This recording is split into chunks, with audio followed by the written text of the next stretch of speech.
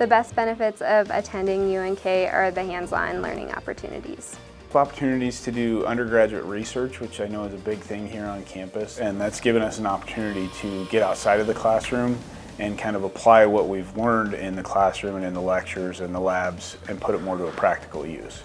All of our students want to do research, it seems like, and all of our faculty are willing to do research with undergraduates. You don't see that at the larger campuses. All the experiences that we give to our students, that is the learning.